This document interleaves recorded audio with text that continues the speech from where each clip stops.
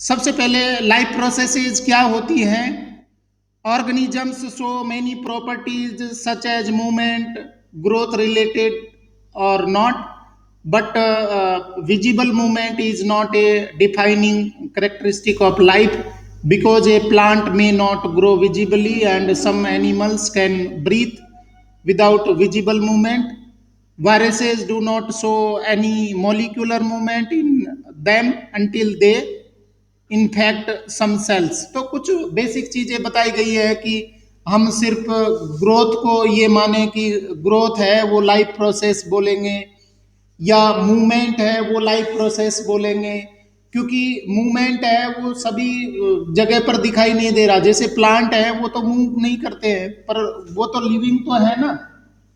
तो इसी तरीके से वायरसेज है, वायरसेज के बारे में तो ये कहा गया है कि अगर वो लिविंग सिस्टम से, सेल से बाहर है तो वो डेड है, और सेल के अंदर है तो लिविंग है। और वायरस के बारे में अभी तो बहुत फेमस, मतलब बहुत कुख्यात ये बीमारी है, तो चर्चाओं में है वायरस क्या होते हैं, खतरनाक भी होते हैं। और कोरोना के बारे में आपने सभी ने सुना हुआ है। तो यहाँ पर कुछ बेसिक चीजें हम चर्चा कर रहे हैं, जैसे सेल, जो लिविंग ऑर्गेनिज्म की बॉडी है वो कैसे बनी होती है, क्या उसका कंस्टिट्यूएंट होते हैं। सबसे पहले सेल, सेल मिल करके टिश्यू बनाते हैं, टिश्यू मिल करके ऑर्गन बनाते हैं, ऑर्गन बनाकर मिल करके ऑर्गन सिस्टम बनाते हैं, और फिर ऑर्गेनिज्म बनता है। प्लांट में भी वही है, सेल है, टिश्यूज है, ऑर्गन्स हैं, ऑर्गन सिस्टम है, और फिर ऑर्गेनिज्म, प्लांट तैयार होते हैं। Living organisms are well organized structures having tissues, cells, cell organelles, etc. Due to the effects of the environment, living structures may be broken down and dead, so they must be repaired। क्योंकि wear and tear, या कहना चाहिए कि चीजें हैं, structures है वो broken down हो रही है, इन्वायरमेंटल फैक्टर्स है वो अफेक्ट कर रहे हैं। सेल्स, बॉडी में बहुत सारी सेल्स है वो डेड होती जा रही है, डैमेज होती जा रही है, नई सेल बनती जा रही है। तो बहुत इंपॉर्टेंट बात है कि जो डेड और डैमेज्ड पार्ट है, सेल्स है, वो रिपेयर्ड होना जरूरी है, रिप्लेस होना जरूरी है। Since these structures are made up of molecules, they must always move molecules around, उनके बीच में मूवमेंट होना भी जरूरी होता है। What are life processes? Life processes क्या हैं बच्चों? एक सिंपल मीनिंग में अगर समझे तो लाइफ प्रोसेस का मतलब होता है कि जो भी प्रोसेस जीवन जीने के लिए जरूरी होते हैं, जो लाइफ के लिए जरूरी होते हैं, वो सारी प्रोसेसेस है वो क्या कहलाती है? लाइफ प्रोसेस कहलाती है। Life processes are all the maintenance process to prevent damage and break down of body of an organism. ये भी लाइफ प्रोसेस में आता है, मेंटेनेंस ऑफ द प्रोसेसेस और डैमेज को मेंटेन करने के लिए। Example nutrition, respiration, excretion, growth etcetera. For this energy is needed from outside, this energy source is called food. Since life depends on carbon based molecules, most of the food sources are carbon based।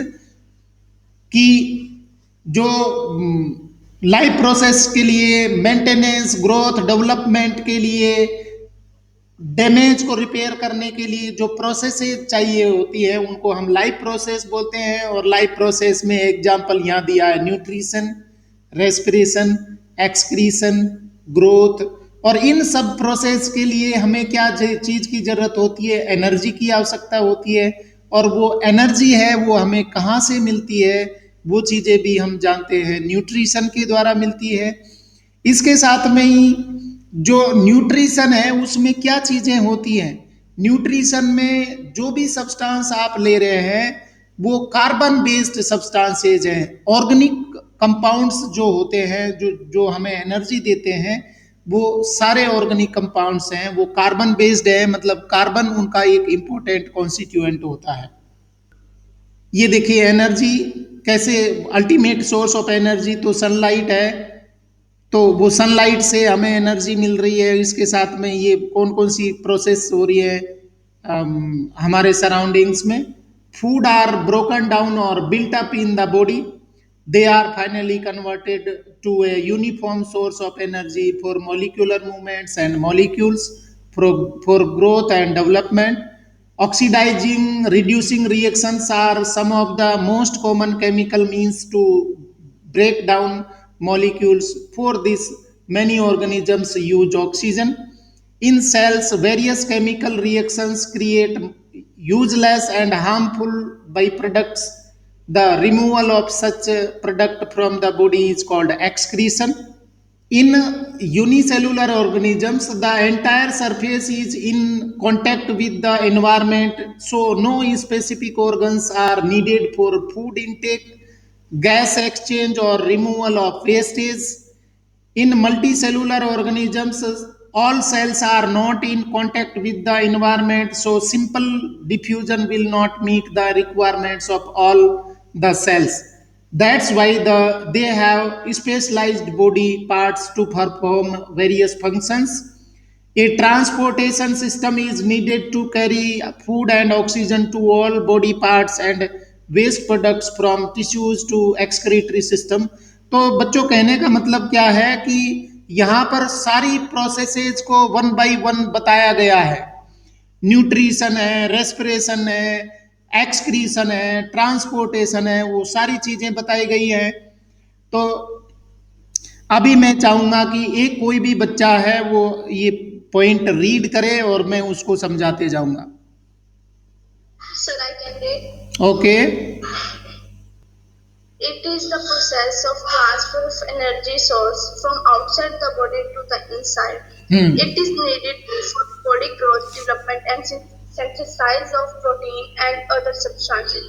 Even though we are inactive, energy is needed to maintain a state of order in body. General requirement for energy and materials in common in all organisms, but it is fulfilled in different ways. जी, तो यहाँ पर बताया गया है, आप अपना नाम बताइए। कंचनप्रीत। कंचनप्रीत ने अभी रीड आउट किया है। It is the process of transfer of energy source that is food from outside the body to the inside. It is needed for body growth. ये जो फूड है बाहर से लिया गया है, क्यों चाहिए? Needed for growth, development and synthesis of protein and other substances, ये सब चीजें के लिए चाहिए। Even though we are inactive, energy is needed to maintain a state of order in body.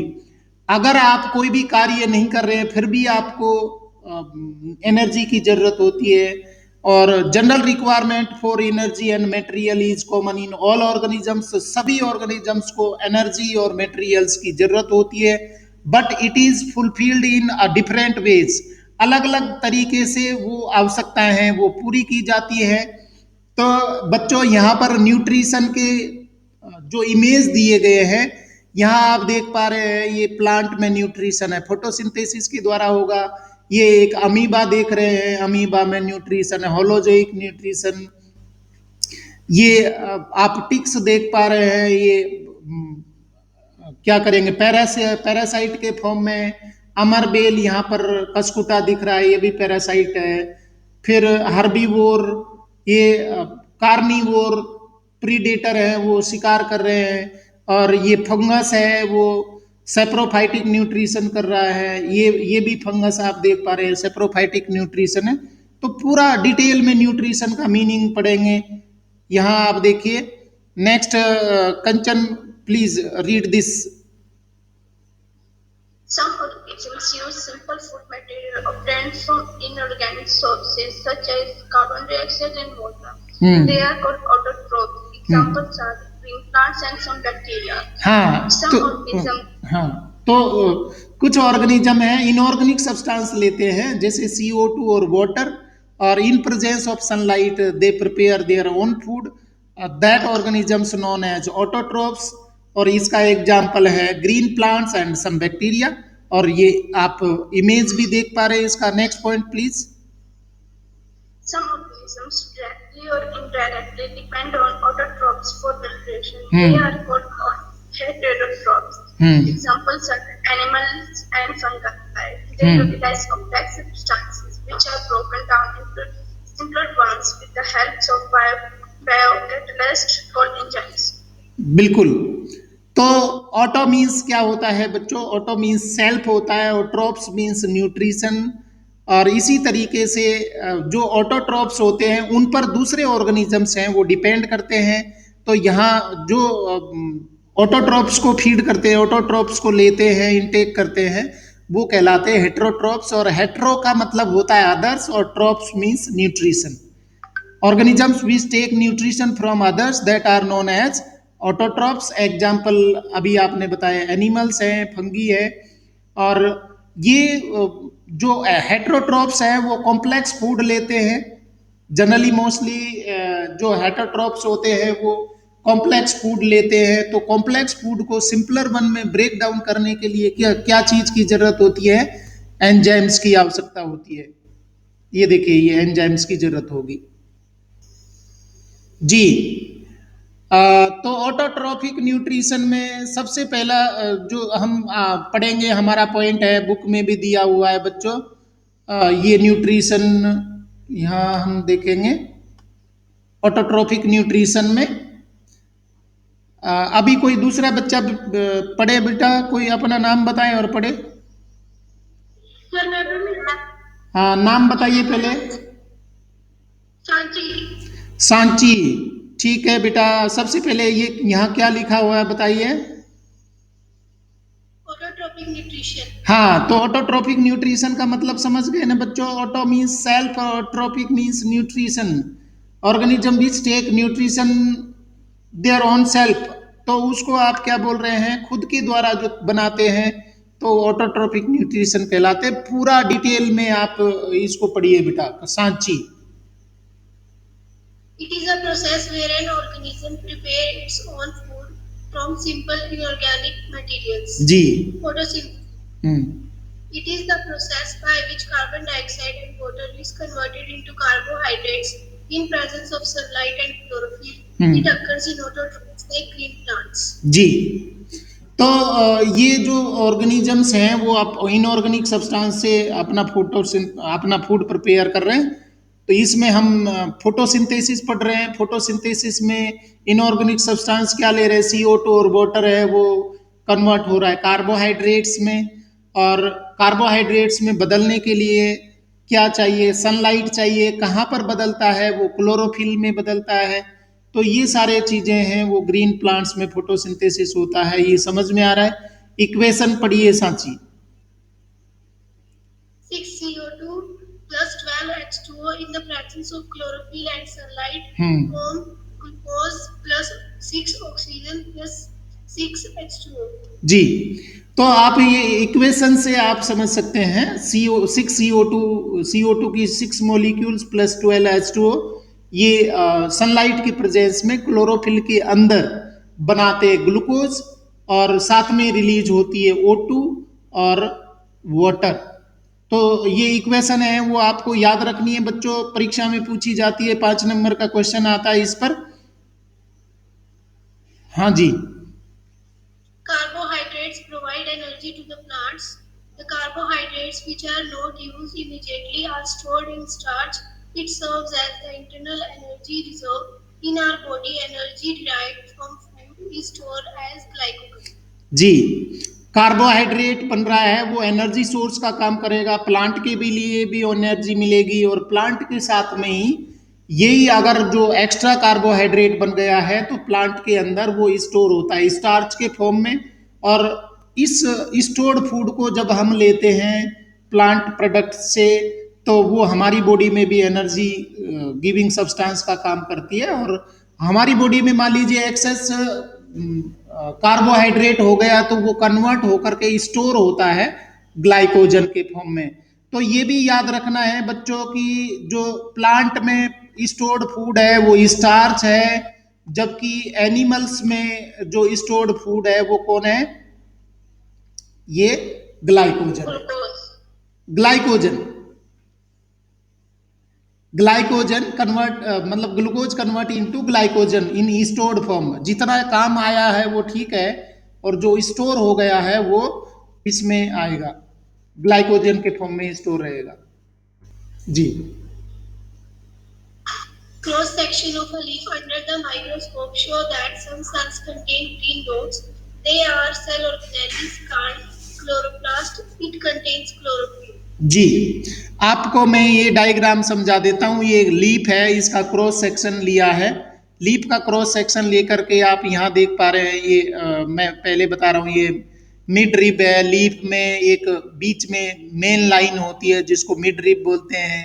Side में जो धारियाँ होती हैं, वेन्स होती हैं, वो लेटरल रिब्स कहलाती है। और जो पूरी लीफ है उसको लेमिना या लीफ ब्लेड बोलते हैं। इसका जो मिडिल पार्ट है, जो मेन धारी दिखती है, जाइलम फ्लोएम वस्कुलर बंडल्स पाए जाते हैं। और कट सेक्शन को देखेंगे तो आप देखेंगे कि ऊपर की ओर ये अपर एपिडर्मिस है, अपर लेयर है, और नीचे की ओर ये दूसरी लोअर एपिडर्मिस है। अपर एपिडर्मिस और लोअर एपिडर्मिस के ऊपर एक ए सेलुलर लेयर पाई जाती है जिसको वैक्सीक्यूटिकल बोलते हैं, जो वाटर लॉस को रोकने में मदद करती है। इसके साथ में बच्चों इंपॉर्टेंट है कि एपिडर्मिस, एपीमंस मींस क्या होता है, आउटर कवरिंग, और डर्मिस टर्म आया है डर्मा से। डर्मा का मतलब होता है स्किन। तो लीफ की अपर और लोअर स्किन के बीच का जो एरिया है इसको हम कहते हैं मीजोफिल। ये आप देख पा रहे हैं मीजोफिल। अपर एपिडर्मिस और लोअर एपिडर्मिस का जो बीच का पूरा भाग है वो क्या कहलाएगा बच्चों, मीजोफिल। ये पूरा के पूरा पार्ट है वो मीजोफिल कहलाता है।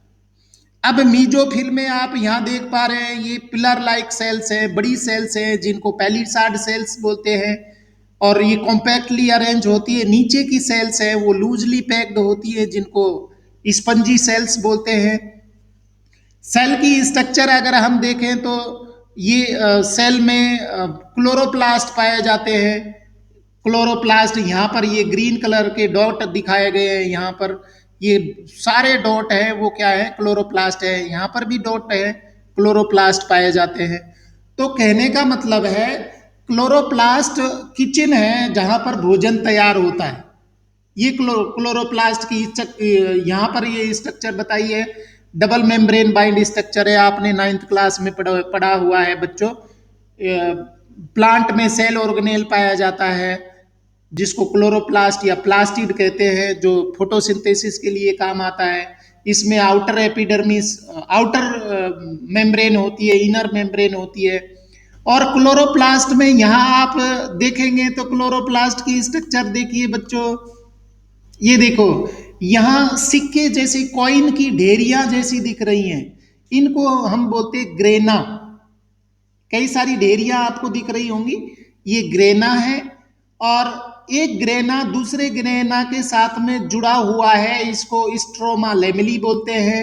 और अगर इन सारी स्ट्रक्चर्स को बाहर निकाल दें तो जो रिमेनिंग स्ट्रक्चर बचती है बच्चों वो कहलाती है स्ट्रोमा। तो क्लोरोप्लास्ट के अंदर दो स्ट्रक्चर्स हुई, ग्रेना और स्ट्रोमा। तो यहाँ ये ग्रेना पार्ट है, ये ढेरियां हैं। ग्रेना में क्लोरोफिल पिगमेंट होते हैं जो लाइट को एब्जॉर्ब करते हैं, फोटोसिंथेसिस प्रोसेस कंप्लीट करते हैं। तो अभी आप ये सांची ने पढ़ा कि cross section of a leaf under the microscope shows that some cells contain green dots. यहाँ पर ये ग्रीन डॉट्स आपको बुक में दिखाए। They are called cell, they are cell organelles called chloroplast, it contains chlorophyll. तो chlorophyll कहाँ पाए जाएंगे बच्चों, ये इन ढेरियों में पाए जाएंगे। ये जो ढेरिया दिख रही है इनमें क्लोरोफिल पाए जाएंगे। अभी कोई दूसरा बच्चा अपना नाम बताए जिसकी आवाज ठीक क्लियर आ रही हो, और प्लीज रीड करें। सर मैं बोलूं? हाँ, अब नाम बताइए। प्रीति। प्रीति, हाँ बिल्कुल प्रीति, आप पढ़िए। Autotrophic events in absorption of chlorophyll, conversion of light energy to chemical energy, and splitting of water molecules into hydrogen and oxygen, reduction of CO2, carbohydrates. These steps need not occur in sequence immediately. example, desert plants take up CO2 at night and prepare an intermediate. It is acted up by the energy absorbed by chlorophyll during the day. जी, तो आपका क्या नाम बताया बच्ची? प्रीति। प्रीति। प्रीति ने अभी बताया कि कौन कौन सी इवेंट, मेजर इवेंट्स हैं वो फोटोसिंथेसिस में होती है। सबसे पहली इवेंट आप बच्चों याद रखिए, बहुत जरूरी है ये पॉइंट है आपको, absorption of light energy by chlorophyll. मैंने अभी आपको बताया क्लोरोफिल कहाँ पाए जाते हैं बच्चों? क्लोरोफिल पाए जाते हैं ग्रेना में, स्ट्रोमा में, मतलब जो क्लोरोप्लास्ट होता है उसके ग्रेना पार्ट में क्लोरोफिल पिगमेंट पाए जाते हैं। ठीक है, तो ये क्लोरोफिल है, उनका काम क्या है? लाइट एनर्जी को एब्जॉर्ब करने का।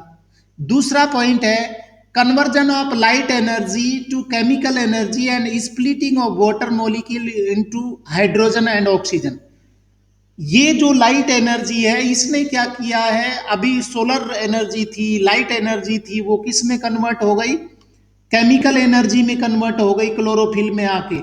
और फिर वहां आकर के इसने क्या किया? पानी के मॉलिक्यूल को तोड़ दिया, वाटर मॉलिक्यूल को स्प्लिट कर दिया। किसमें तोड़ा है बच्चों? हाइड्रोजन एंड ऑक्सीजन में।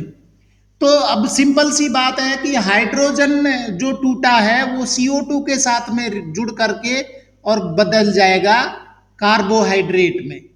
तो तीसरा पॉइंट यहां पर ये बताया है, reduction of CO2 to carbohydrates. CO2 है, इसको रिडक्शन का मतलब आप केमिस्ट्री में पढ़ेंगे बच्चों। रिडक्शन का मतलब होता है एडिंग ऑफ हाइड्रोजन। जो भी हाइड्रोजन किसके साथ में जुड़ेगा तो वो उसका रिडक्शन करेगा। यहां पर CO2 के साथ में ये पानी का हाइड्रोजन जुड़ गया तो इसको क्या किया? इसने रिड्यूस कर दिया, और रिड्यूस होकर के ये क्या बना रहा है? कार्बोहाइड्रेट बना रहा है। बहुत सिंपल सी बात है। सबसे पहले लाइट एनर्जी एब्जॉर्ब करी, लाइट एनर्जी है वो कन्वर्ट हो गई केमिकल एनर्जी में। केमिकल एनर्जी में कन्वर्ट होने से उसका इफेक्ट क्या हुआ कि पानी टूट गया, वाटर टूट गया। वाटर मॉलिक्यूल के टूटने को बोलते हैं बच्चों फोटोलाइसिस। और उसका रिजल्ट क्या होता है कि हाइड्रोजन आयंस रिलीज होते हैं, ऑक्सीजन रिलीज होती है। तो फोटोसिंथेसिस की रिएक्शन में हमने देखा कि ऑक्सीजन जो रिलीज होती है वो कहां से आती है? पानी के टूटने से। और हाइड्रोजन है वो कहां जाकर के जुड़ गया? CO2 के साथ में जुड़ गया, और इसने CO2 को रिड्यूस कर दिया। CO2 रिड्यूस होकर के किस में बदल गया भाई? ये देखिए, आप यहाँ देख पा रहे हैं, ये कार्बोहाइड्रेट में रिड्यूस हो गया। हमारा उद्देश्य, पर्पज भी यही था कार्बोहाइड्रेट बनाना, क्योंकि ये उसका भोजन है। These steps need not occur in sequence immediately. ऐसा नहीं है कि लाइट ले ली और तुरंत ही वो टूट गया। ये स्टेप्स हैं, वो सीक्वेंस तो यही रहेगा पर तुरंत होना जरूरी नहीं। एक स्टेप और दूसरे स्टेप के बीच में गैप हो सकता है, परंतु सीक्वेंस यही रहेगा, 1 2 3 रहेगा। ऐसा नहीं है कि पहले 3 हो जाए फिर 2 हो जाए, ऐसा नहीं होगा, इमीडिएटली नहीं होगा।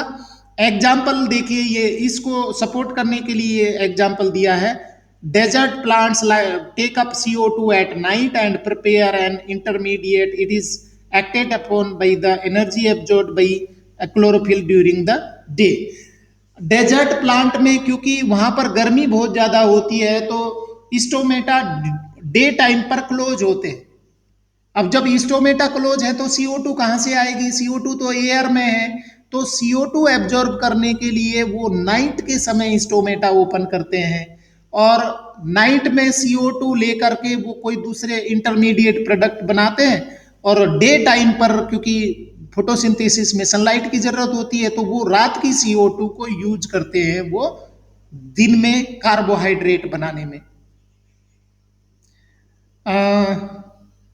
अभी कोई दूसरा बच्चा एक्सपेरिमेंट कंप्लीट करे भाई।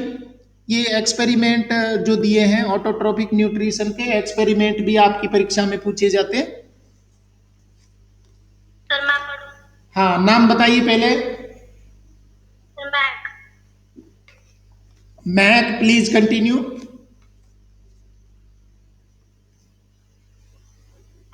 Experiment to show that chlorophyll is essential for photosynthesis. Take a potted plant with Take a potted plant with variegated leaves, example money plant or crotons. Keep it in a dark room for 3 days to use up all the starch. Keep the plant in sunlight for about 6 hours. Pluck a leaf and mark the green areas in it and press them on a paper.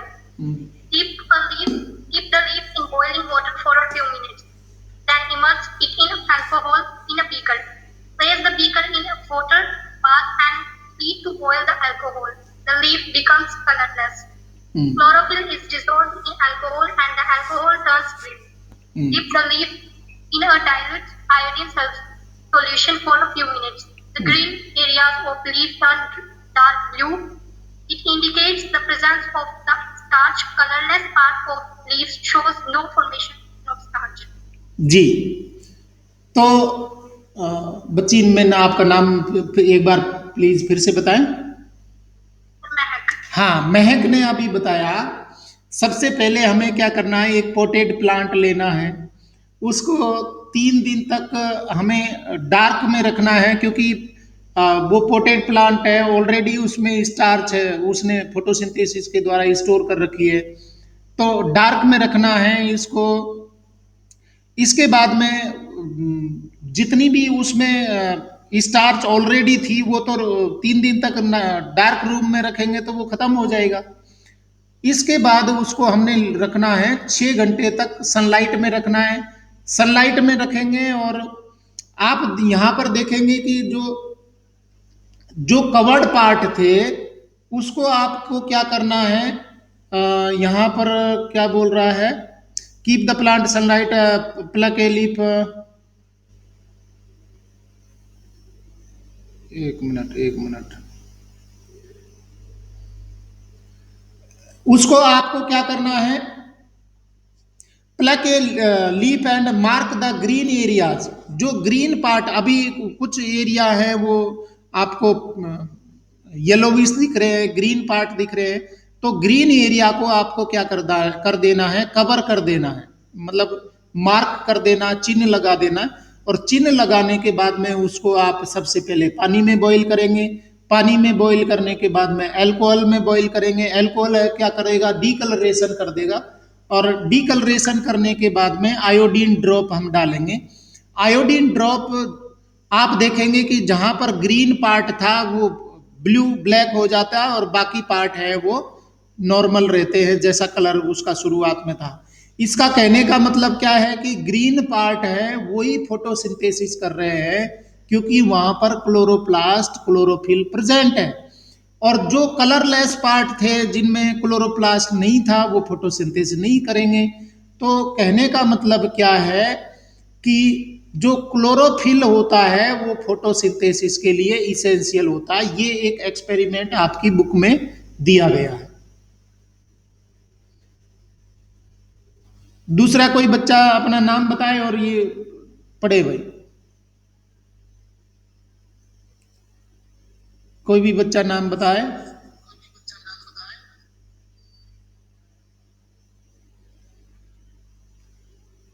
नाम बोलो जी। What is your name? Khushi. Okay, you can read. Gases exchange occur in the leaves through stomata and photosynthesis. It also occurs across the surface of stem, roots, and leaves. During this, much water is also lost through stomata. So the plant grows stomata when it does not need carbon dioxide. The opening and closing of stomata pores is regulated by guard cells. When water flow and guard cells they swell and the pores open if the guard cells pinch the spore closed. हाँ जी, तो बच्चों यहाँ पर बताया गया है कि जो फोटोसिंथेसिस के लिए 2 ही चीजें तो जरूरत होती है। एक तो CO2 चाहिए, CO2, और दूसरा है वाटर। CO2 प्लांट को कहाँ से मिलेगी? एयर से, एटमॉस्फेयर से। एयर से CO2 कैसे ली जाएगी? ये आप टाइनी ओपनिंग देख पा रहे हैं, ये पोर देख पा रहे हैं जिनको स्टोमेटा बोलते हैं। स्टोमेटा अपर सरफेस में कम होते हैं, लोअर सरफेस में ज़्यादा होते हैं। तो गैसियस एक्सचेंज इन इन स्टोमेटा के द्वारा होता है। स्टोमेटा किसके बने होते हैं, यहाँ देखिए, बीन शेप्ड या किडनी शेप्ड गार्ड सेल्स होती है, और इनके सराउंडिंग सेल्स हैं, इनको एपिडर्मल सेल्स बोलते हैं। जो दूसरी सेल्स यहाँ देख पा रहे हैं आप, ये एपिडर्मल सेल्स है। स्टोमेटल ओपनिंग जो इसका ये पोर बनाते हैं, अपर्चर बनाते हैं, इसको स्टोमेटल वो पोर कहते हैं। और इन गार्ड सेल्स के अंदर क्लोरोप्लास्ट पाया जाता है, न्यूक्लियस पाया जाता है। तो बच्चों देखिए, जनरली स्टोमेटा हैं वो डे टाइम पर ओपन होते हैं और नाइट में क्लोज होते हैं। डेजर्ट प्लांट को छोड़ दें तो डे टाइम पर ओपन होना और नाइट में क्लोज होना, उसका उद्देश्य ये होता है क्योंकि फोटोसिंथेसिस दिन में होती है, तो CO2 की भी जरूरत दिन में पड़ेगी। तो कहने का मतलब क्या है, ये स्टोमेटा कैसे ओपन होते हैं, कैसे बंद होते हैं, अभी इसमें बहुत सिंपल बताया गया। अभी बच्ची ने पढ़ा कि जब इसके अंदर वाटर एंटर कर जाता है, गार्ड सेल्स में वाटर एंटर कर जाएगा, तो ये क्या हो जाएंगी, स्वेल हो जाएंगी, फूल जाएंगी। और फूलने से ये ओपनिंग है वो क्या हो जाती है, खुल जाती है। और रात में पानी इनमें से बाहर चले जाएगा तो ये श्रिंक हो जाती है, स्टोमेटा क्लोज हो जाते हैं। ये ध्यान रखिए आप। Next please complete.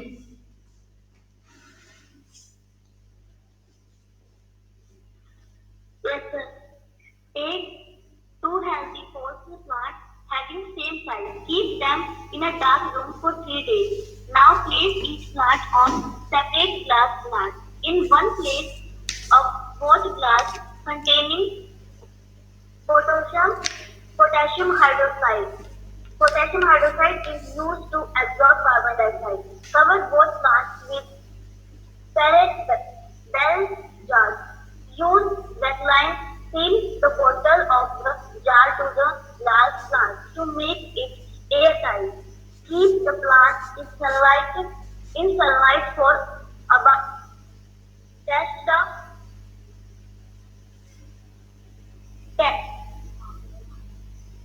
Keep the plant in sunlight for about 2 hours. Test the leaves from both plants using iodine. Leave the plant kept without potassium hydroxide turn blue. It indicates presence of starch. Pluck without potassium hydroxide does not turn blue. जी, तो यहाँ दो ये experimentally prove करने की कोशिश कर रहे हैं कि CO2 जरूरी होता है फोटोसिंथेसिस के लिए। तो यहाँ आप देख पा रहे हैं, ये बेल जार है। बेल जार का मतलब है कि एक कांच का बना हुआ एक बर्तन होता है जो पोटेड प्लांट के ऊपर उसने कवर कर दिया है, और यहाँ नीचे की साइड में वैसलीन लगा करके उसको एयर टाइट भी कर देना है। बेल जार से, क्योंकि कांच का है, तो सनलाइट तो आएगी, पोटेड प्लांट में वाटर तो है, यहाँ इसमें गमले में पानी है। यहाँ जो CO2 होती है, CO2 को किसने एब्जॉर्ब कर लिए, दूसरे बर्तन में उसने रखा हो KOH। पोटेशियम हाइड्रोक्साइड क्या करेगा, जो भी एयर में CO2 होती है उसको एब्जॉर्ब कर लेती है। तो अब सनलाइट भी यहाँ आ रही है, वाटर भी है, प्लांट भी है, सब कुछ है, परंतु एक चीज की इसमें कमी हो गई, CO2 की। अब हम देखेंगे कि CO2 नहीं है तो फोटोसिंथेसिस हो रहा है कि नहीं हो रहा है। दूसरे में नॉर्मल रखा है, यहाँ पर इसके अंदर CO2 भी है, गमले में पानी भी रखा, पानी भी है, तो वो प्लांट में जाएगा, सनलाइट भी आ रही है, सब कुछ आ रहा है। तो दोनों लीफ को हम साइमल्टेनियसली दोनों प्लांट को देखते हैं और उनकी एक एक पत्ती तोड़ करके सेम वही प्रोसेस करेंगे। पहले वाटर में बॉईल करेंगे, बट वाटर में बॉईल करने के बाद में अल्कोहल में डीकलरेशन करेंगे, डीकलरेशन करके और आयोडीन दोनों लीफ पर डालेंगे। तो ये वाली लीफ है वो क्या हो जाएगी, कलरलेस रहेगी, और ये वाली लीफ है यहाँ ब्लू कलर आ जाएगा। तो ब्लू कलर क्यों आया, क्योंकि यहाँ तो फोटोसिंथेसिस हो रहा है। बच्चों याद रखिए, आयोडीन है वो स्टार्च के साथ में ब्लू ब्लैक कलर देता है। तो यहाँ ब्लू ब्लैक कलर दे रहा है, इसका मतलब स्टार्च बना। यहाँ ब्लू ब्लैक कलर नहीं दे रहा है, इसका मतलब है कि स्टार्च नहीं बना। और स्टार्च क्यों नहीं बना? क्योंकि यहाँ CO2 नहीं है। तो इस एक्सपेरिमेंट से प्रूव होता है कि CO2 is essential for photosynthesis. Next experiment दूसरा बच्चा कोई पढ़े जल्दी से। Sir Simran. Simran, okay. Experiment to show that sunlight is essential for photosynthesis. Keep a plant in dark room for 3 days to discharge leaves. Cover of leaf partially with a black paper. Expose the plant to sunlight for 3-4 hours. Remove chlorophyll from the leaf and perform a starch test with iodine covered parts. Shows brown color. Exposed leaf turns black to dark blue to the presence of starch.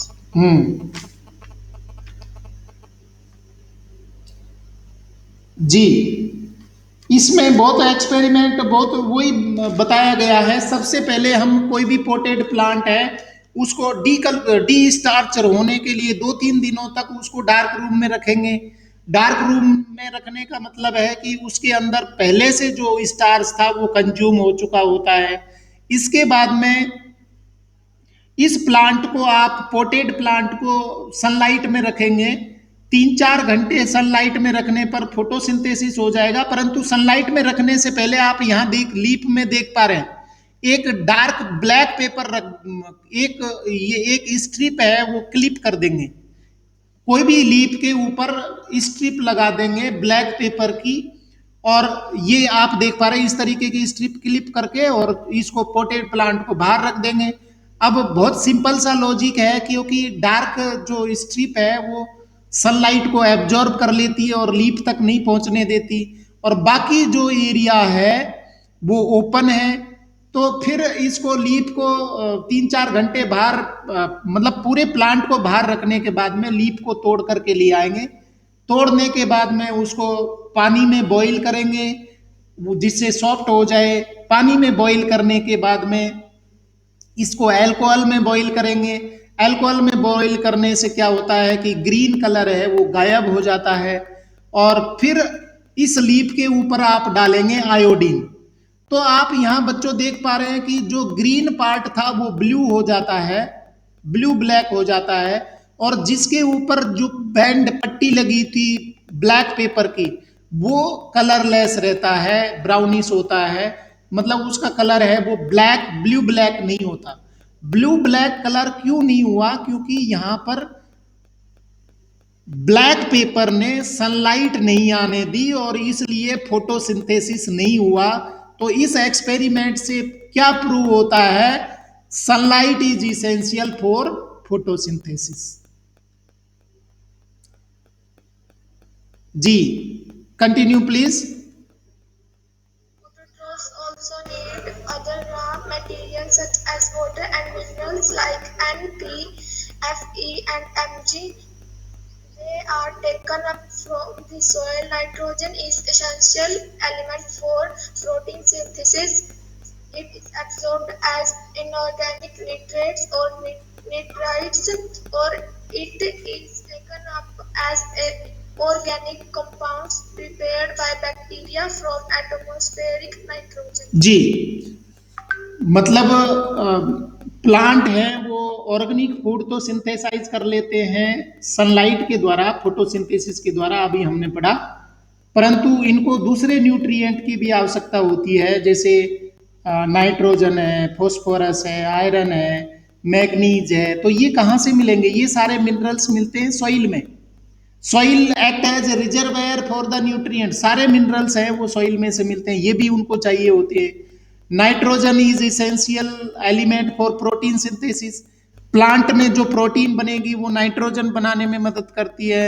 इसके साथ में ही ये जो nitrogen है वो किस form में absorb होती है? क्योंकि एयर में तो नाइट्रोजन बहुत पड़ी है, परंतु वो एटमॉस्फेरिक एयर की जो नाइट्रोजन है उसको यूज नहीं कर सकते। वो कौन सी नाइट्रोजन लेते हैं? वो कंपाउंड फॉर्म की नाइट्रोजन लेते हैं, नाइट्रेट्स और नाइट्राइट के फॉर्म में। और ये नाइट्रेट और नाइट्राइट है, एटमॉस्फेरिक नाइट्रोजन है, उस वो कौन कन्वर्ट करेगा, सॉइल में कौन मिलाएगा? ये कुछ बैक्टीरिया होते हैं जो गैसियस नाइट्रोजन को कंपाउंड फॉर्म में कन्वर्ट करते हैं सॉइल के अंदर। और बच्चों, इस बैक्टीरिया का बहुत अच्छा सा नाम है, आपको पता है, राइजोबियम।